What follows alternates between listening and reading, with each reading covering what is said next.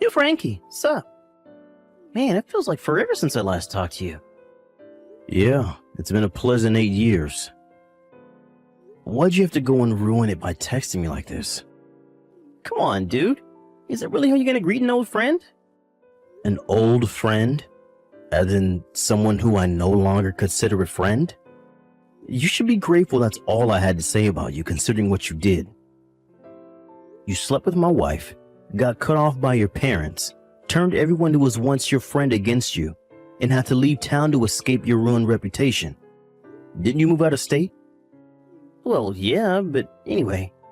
You're still working in town, aren't you? What's it to you?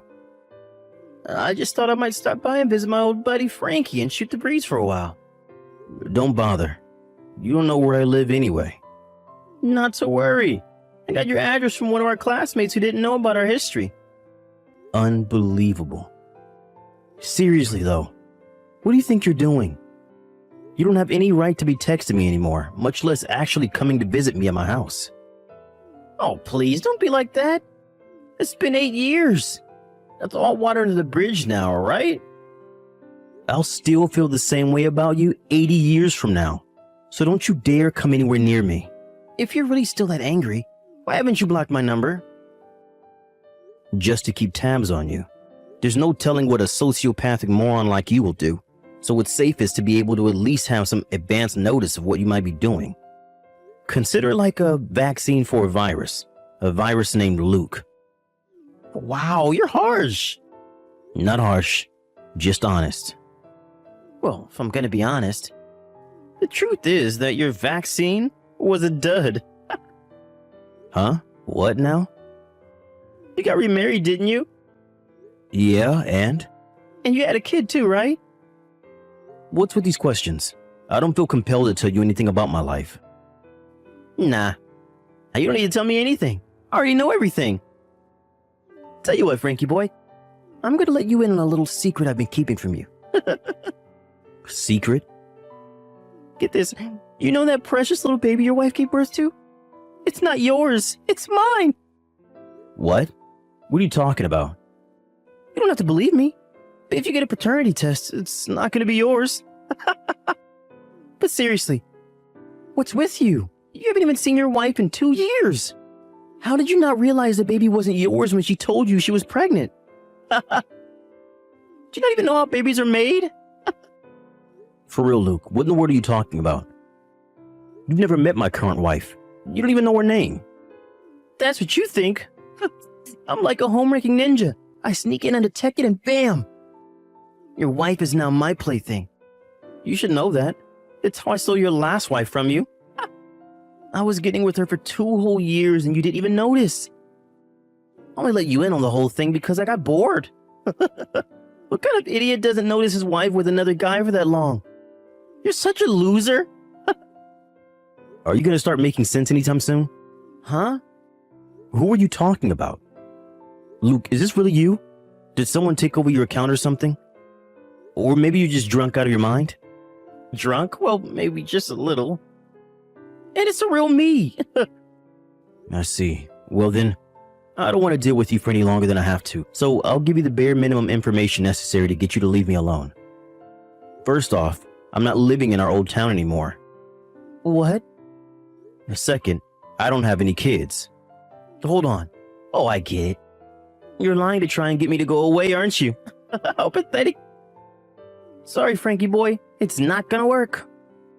You're free to think whatever you'd like. I'm just telling you the truth. Now, if you excuse me, I need to get back to work, so I'll be taking my leave from this conversation now. Hey, hold on. I just told you I'm sleeping with your second wife. How can you be so chill about this? Not only that, the daughter that you thought was yours is actually mine. Should you be more, sad? I thought you'd be lying on the floor crying your eyes out by now. Well, I guess it doesn't really change my plan, so whatever. At first, I was planning on dumping her after I told you about our affair like the last time. But I actually kind of started to like her. That's why I got her pregnant, to make sure I could get her to divorce you and be with me. In other words, your wife and daughter are now mine. Everything went exactly as I planned. I win, you lose again. I hope you're ready to be a twice divorced loser. Be a pal and sign the paperwork as soon as you get it, okay?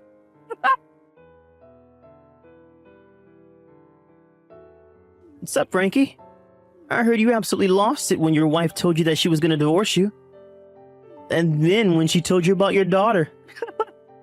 She said you didn't believe my text, but when she told you in person, you completely broke down and cried like a little girl. What's up with you, man? I already told you all of that. You should have believed me from the get-go. It would have saved you the humiliation of crying in front of your wife and daughter. I guess the truth finally set in, huh? Well, good. That makes my life easier, since now you'll agree to the divorce for sure. Just remember, it's what's best for your daughter. Or should I say, my daughter.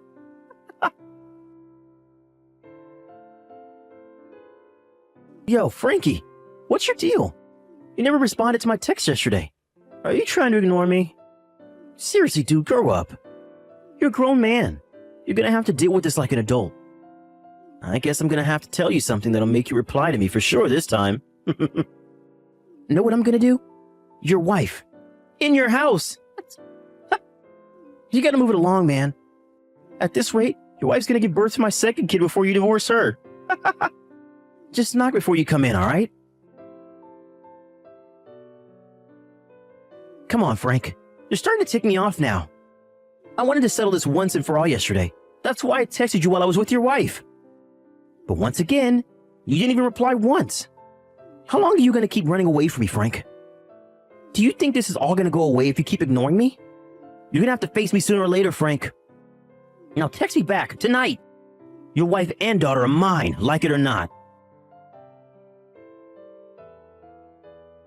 Sorry I've kept you waiting, Luke.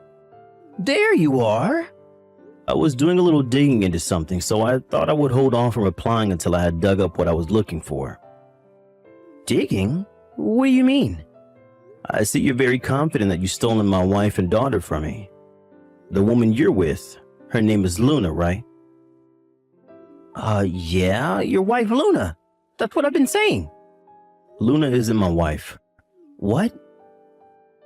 She's my younger brother's wife. Your younger brother's wife? You're really something else, Frank. I was your best friend when we were kids. I lived next door to you until 8 years ago, for crying out loud.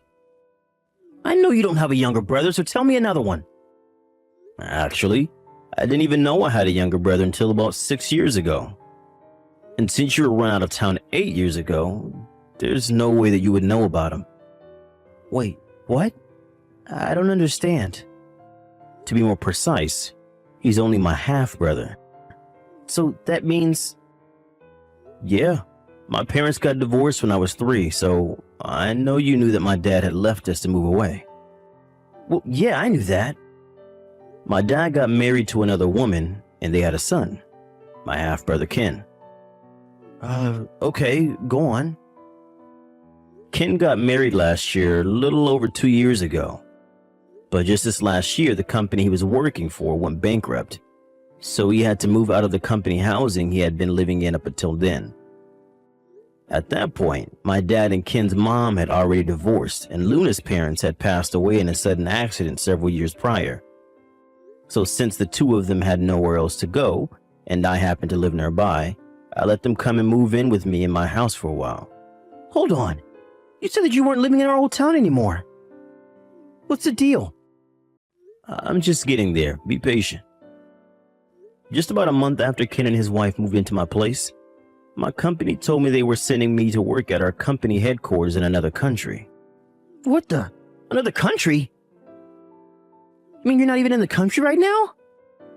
That's right. My wife and I moved overseas together 10 months ago. And if everything goes according to plan, I'll be staying here for another 6 or 7 years. Seriously? And as for my old place, it was a rental house.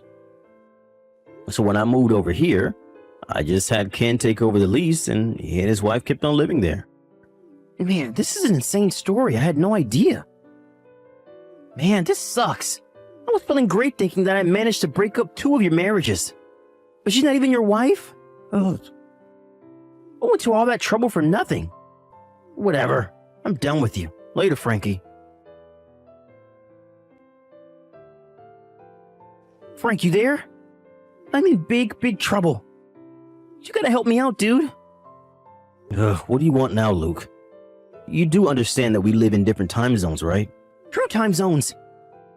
I'm in full-on crisis mode, Frank. Go on. Your half-brother Ken, he's suing me.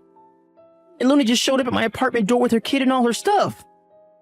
Okay, and? I'm not sure what you're so surprised about. This is the only possible way this could have ended for you. What do you mean, why? You slept with a married woman, Luke. That means her husband, my half-brother Ken, can sue you for your part in her infidelity. Really? Don't tell me you forgot. You should have gotten the exact same papers in the mail when you slept with my first wife. That was when your parents agreed to foot the bill for the lawsuit settlement in exchange for cutting you out of their will. I guess I can understand how you forgot. At the time, you were just happy that your parents were going to pay it and wouldn't cost you a thing. I guess their act of kindness kept you from feeling the pain that hopefully would have taught you a lesson. And that's it. My parents. I can get them to pay for the lawsuit. Are you drunk again or just not paying attention? They cut you off, disowned you. What else am I supposed to do? Luna's here demanding that I support her and the kid. I don't have that kind of money. I'm barely getting by on my own. If I can't get my parents to help me, then how am I supposed to come up with the money to feed 2 more people? Well, I guess you could ask your parents to bail you out again. If you can find them. What do you mean? I know where my old house is. Was, not is. I looked it up and the place where your old house used to be is now a new apartment complex. What? It's gone? Why? Isn't it obvious? They sold it and moved away. Their reputation in the community took a nosedive thanks to your escapade with my first wife. I also can imagine it would be pretty uncomfortable living next door to the person whose wife their son slept with. So they probably wanted to put it all behind them and start fresh elsewhere. Where did they go? Don't ask me. I have no idea. You've got to have some idea. Nope, not a clue. Are we done here? I want to get back to sleep. Hey, you can't just go to sleep at a time like this. I told you, idiot. Oh, we live in different time zones. Yes, I definitely can go to sleep right now. That's not the issue. The issue is I'm having the crisis of a lifetime over here. I would never in a million years lift one single finger to help you out of a crisis you might be facing. And not even to save your life.